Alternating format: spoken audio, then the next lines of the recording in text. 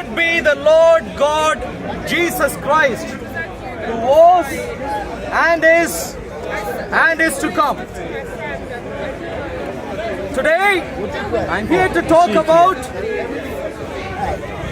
the flaws in the religion called Islam.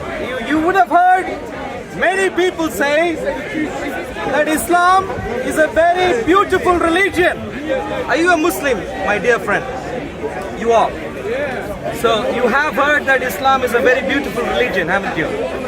Now, I, to a degree, agree with that. Islam is a beautiful religion.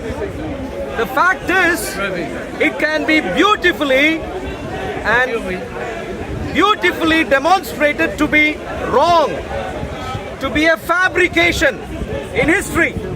And that's precisely what we are going to look at today.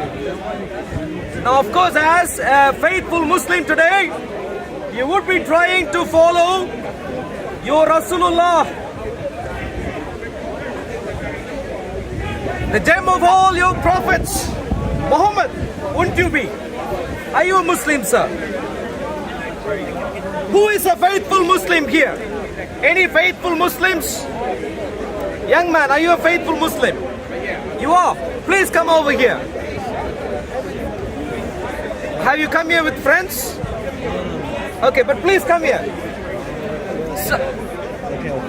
So you are a faithful Muslim. What's your name? Saeed. Where are you from? From Bangladesh. Okay. So Saeed, our friend here from Bangladesh, says that he is a faithful Muslim. And according to Islam, of course, who is the most important person, Saeed, to you? Muhammad, like he rightly says, is the most important person. Do you not agree, my dear Muslim friend? So Muhammad is the most important person. And if you ask any Muslim, of course, they would simply agree with this, wouldn't they? Muhammad is the most important person. But what if I told you that for the first 50 years, or first 70 years, as a matter of fact, going up to 70, what you would call post-Hijrah. You know Hijrah? What is Hijrah? The migration from Mecca to Medina, yeah, which is a significant event in the life of Muhammad, as you would consider, wouldn't you? Now, what if I told you for the first 70 years after Hijrah, no one in Arabia cared about Muhammad? What would you say? After Hijrah, for about 70 years, no one cared about Muhammad in Saudi Arabia, in his own homeland. What would you say? It wasn't Saudi Arabia. There was no Saudi Arabia. Yeah, wasn't Saudi Arabia at that time. I'm talking about the land today. You're talking about Yathrib. No, I'm talking about the wider land area of what is today known as Saudi Arabia. In Najd, they wait 70 years. For after 70 his death, years. After his death. No, 70 years after Hijrah. 70 years after Hijrah, there was the Umayyads and the Rashid, Khilafat al-Rashida, the Rashidun Caliphate was already established. That's very good. So what does our Muslim friend say, Saeed? That Muhammad was known and respected within that 70-year time frame. Did you hear what he just said? Yeah. So Saeed is led to believe that during that 70 years and later, of course, the Rashidun Caliphate was in place, and Muhammad was a well-revered person. That's what Saeed is led to believe. Have you explored the veracity of this belief, Saeed?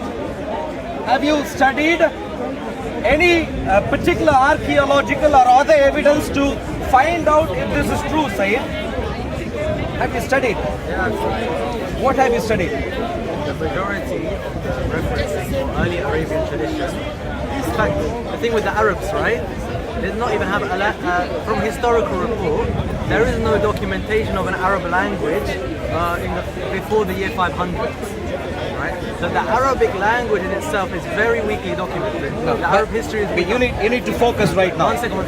Sure. So the Arab history that we have of Prophet Muhammad alayhi salatu salam, yeah, the only source is, what is it? Hadith. No, no, no, no, no, no, no, no. This is the brainwashing that has been going on for hundreds of years. Saeed, please bear with me. Please bear with me. What I'd like to do is actually walk you through some very interesting research material, research findings which came out only a couple of years ago. Can you see that? 2019. And this is a study on early Muslim identity through epigraphy and theory. What is epigraphy? These are writings on different surfaces. Okay, epi is on top, graphy is writing. Okay, writings on different surfaces. There has been a detailed study done on writings. So you have been led to believe that the hadiths are the main source of information about Muhammad in the first century after Hijrah. That's what you have been led to believe. But what I am going to show right now to you is, interestingly, no, that's not true. As a matter of fact, the hadiths don't come from the first century, they come from much later on. But what we rather have are even more fundamental evidence, in this particular case, archaeological evidence in the form of writings, rock engravings and so on, from the region of Saudi Arabia. Now, Sayyid, what would you do if I were to, as I go through this, if I were to demonstrate that in the first 70 years after the Hijrah, that no one cared about Muhammad as a person, whoever he was, number one, that Rashidun Caliphate is most likely did not exist. One second, can I speak for a second? Yeah, you can, I know please. the claim. The claim is that the Abbasid courts created the Islam, Quran and the story of Muhammad after the events. Okay, it's a made-up narration, right? From Abbasid court, they created the whole of Islam. Then they implemented it and they converted everyone. The problem with that report is that we have the manuscript in Birmingham of the Quran. The Birmingham manuscript, which is dated to when? Do you know when it's dated to? Pre-Muhammad. Not pre-Muhammad. Of course pre-Muhammad. The initial claim. Isn't the manuscript of Birmingham dated to pre-Muhammad? No, okay, because first, when they do carbon dating, do you know what carbon dating is? I know what carbon dating Tell me is. how they do it. No. But you We are have going to do to, no. Said, we are going to stick to what I have here today. No, why? Otherwise, we would be jumping from one point to another to another to another. Sure, yeah. What I'd like to do is to stay focused. Okay, but in order for me to counter your evidence, I have to bring my evidence. Absolutely, you Like, can. yeah. But can I please focus on this particular thing for some time now? Because then we will get a bit of clarity and then we can move on and add more clarity to our discussion. Yeah. So, bear in mind the conclusions I am going to bring to you are, in 70 years after Hijrah, a person called Muhammad was of no interest to Muslims or to whoever appeared like Muslims in Saudi Arabia, in the native land of Islam. Point number one. Point number two, Rashidun Caliphate, most likely from what we find here, most likely did not exist. And that's simply because the very idea of a caliph, what does the word caliph mean? Exactly, the very idea, caliph, the word caliph means successor to Muhammad. This is the idea, caliph. Yeah, you've heard the name caliph, yeah? What we're going to talk about is, through the writings here, we are going to find out that people didn't even care about Muhammad, and therefore neither did they care about a succession to Muhammad. Those two are completely alien things to them as far as evidence goes. That's what we are going to find out. So, let's read. So I am going to this particular study. Please document this if you wanted to. We're talking about a study of 100 rock engravings. We're going to go through around 100 of them, but of course, as time permits. What I'm going to say is, in the period of 20 AH to 70 AH, we find just about 15 engravings, 13 to be accurate. So let's please read a few of them. Saeed, please come here and help me out.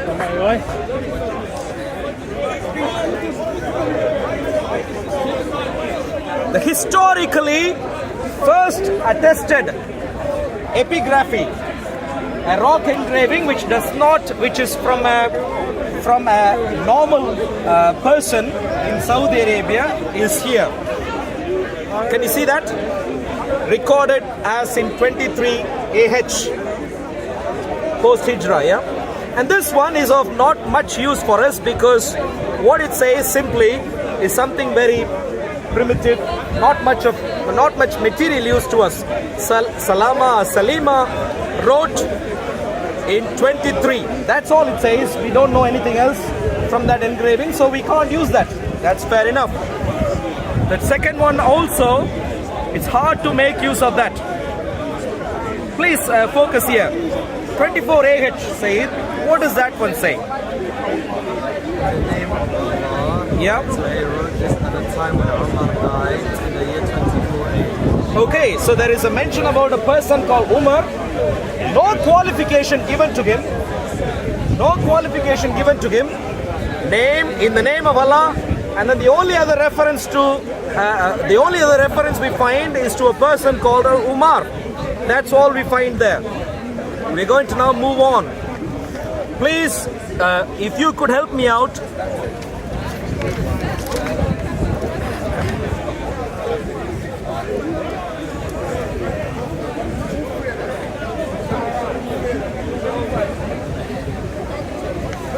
So, what other writing do we find? Can you please read this, Sayyid? Which one? This one is in 46. Here. اللهم اغفر لعبد الله بن ديران. Oh God, forgive Abdullah ibn Duyram. It was written, he wrote in Muharram Dukhul.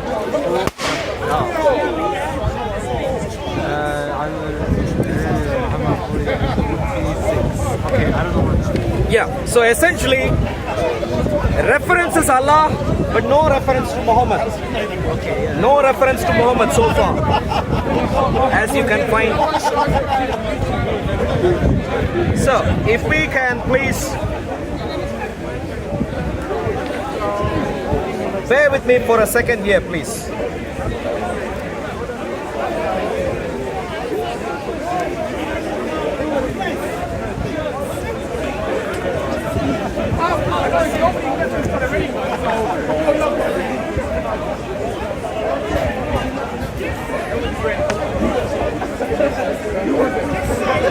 Please read this. What do we find here? Say it. In the name of God, the merciful, the compassionate, the great, Mr. Abdul Rahman ibn Khair al-Hajri. Okay. We ask forgiveness for him when he recited. Oh God, forgive him. Yeah, okay. Oh God, forgive him and let him with your mercy and also him. Ask forgiveness for him when his inscription is recited and say Amen, Amen, Amen. Any reference to Muhammad so far? No. I mean, it's just how long I'm not wrong. But is there any reference to Muhammad so far? Okay, let's read this. Let's read this. This is very important. 58 after Hijrah in Saudi Arabia, Al-Taif, near Al-Taif, we find this. If you can please help me out, Sayyid.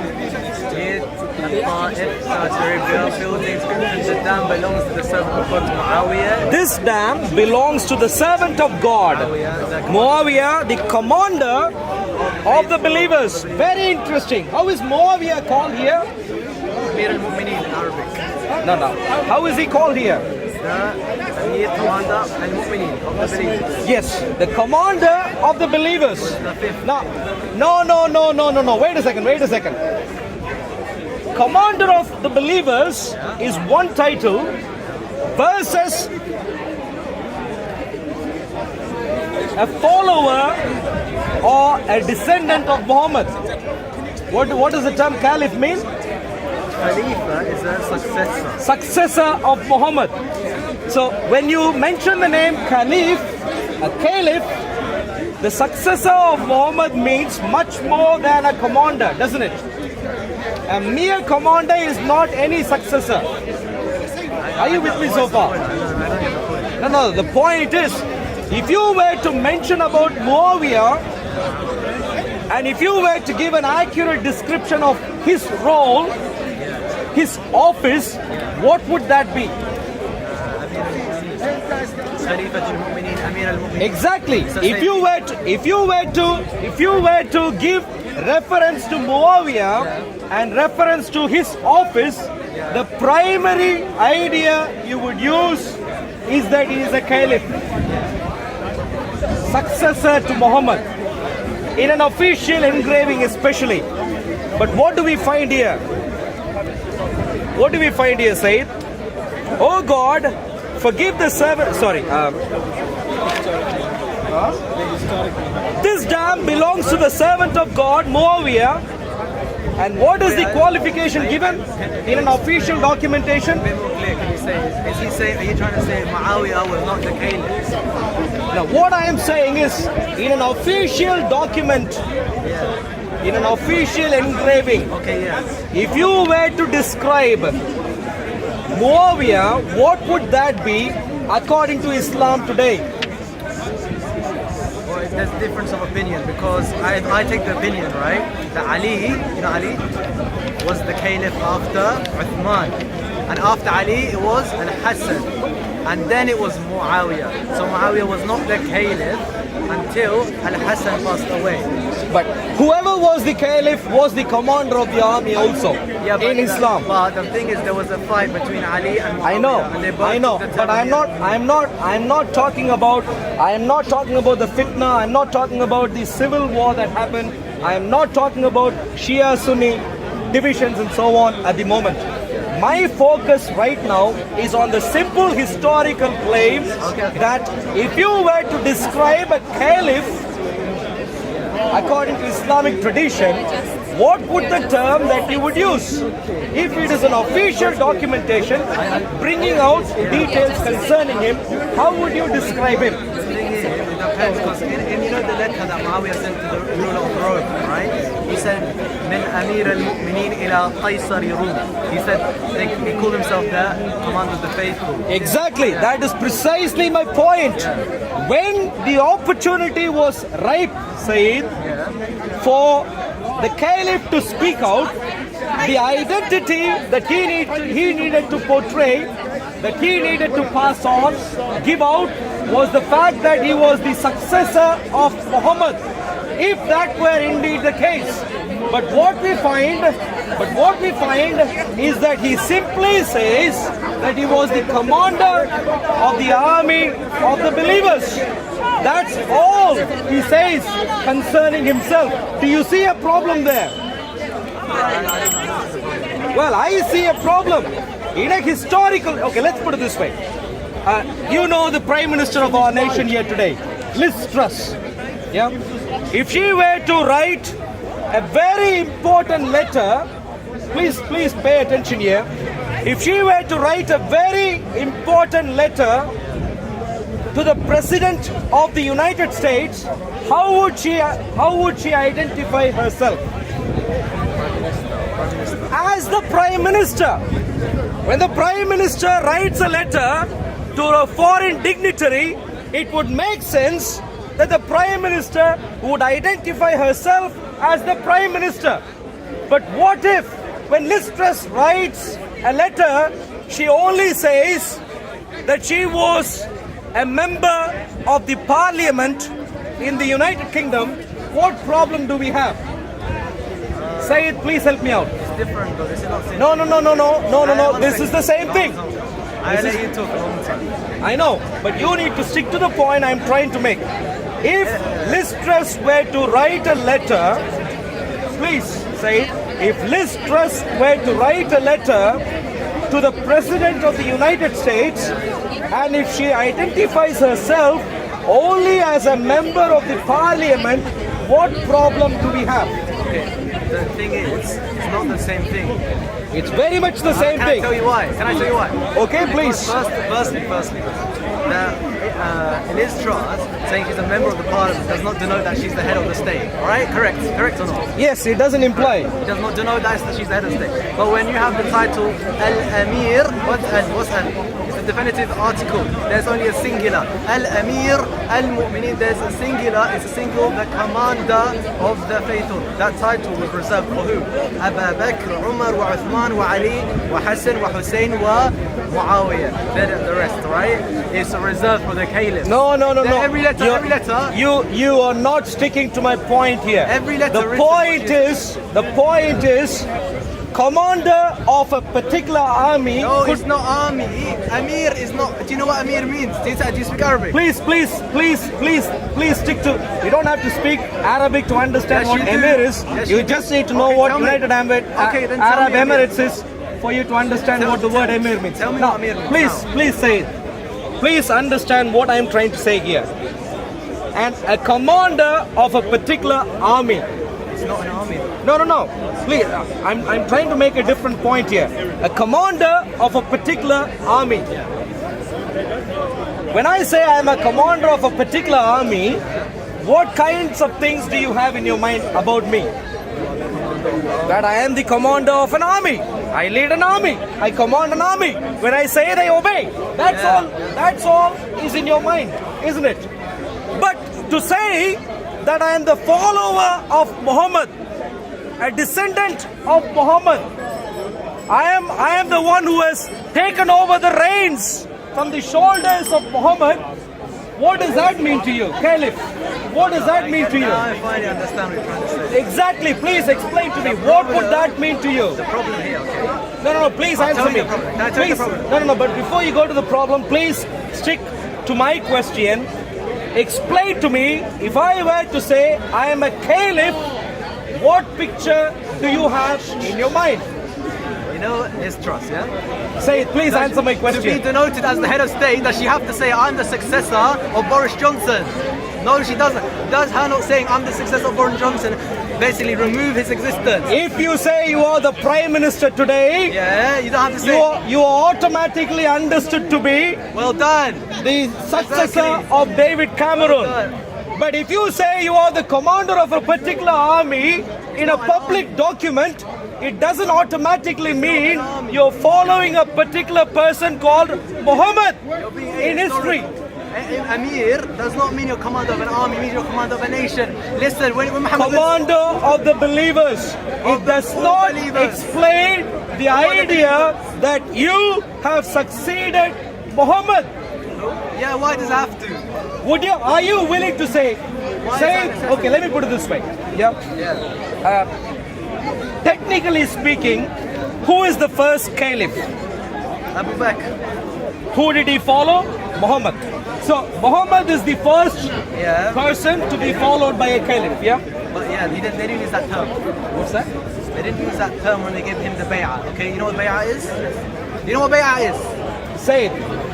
Bay'ah, do you know what Ahl Saqifa is? You know what Saqifa is? Say it. Now, I don't want your fancy ideas. You don't know what happened. You What know I am history. saying is a simple thing, and that is when you go back to archaeological artifacts before 70 AH do not have this idea that a particular person is a caliph. And that is simply because they also don't have the idea that there was a particular person called a prophet, Muhammad. This is the reality you need to deal with.